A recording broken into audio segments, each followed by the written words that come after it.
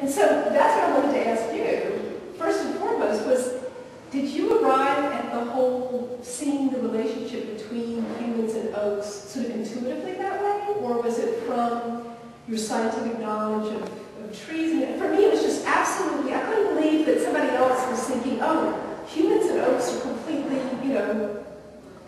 they have a symbiotic relationship somehow, or just a sort of intertwined, marriage. And for me, it was totally intuitive. I just saw that map, and then you, of course, found it. And I just wondered, as an arborist, do you work that way, sort of intuitively, or did you sort of just start ticking off the places, or? Well, no, oaks for me were like that map was a revelation. The revelation that oaks are throughout the temperate world is a revelation to me. And what kind of spurred me on to begin with is, I've lived in the East for, longer than I lived in the West. But I was raised as a boy in California. And the oaks that I have in California, not a single one of them is here.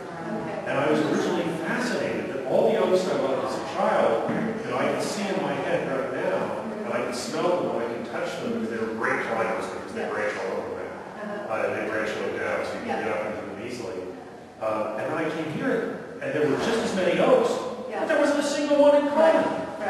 And that was what was really, really fascinating to me. And then, of course, I knew snippets of stories. I knew, for example, that the boat in which Jason and the Argonauts went to find the Golden Fleece was supposed to have been made out of oak. It was supposed to have been from the sacred grove at Dodona. And when they took the wood was supposed to speak to them.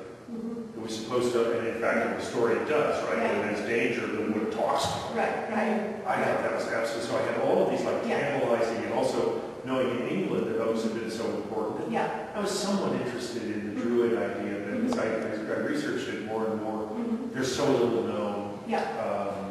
I didn't really go that far into it because I kept running into dead ends.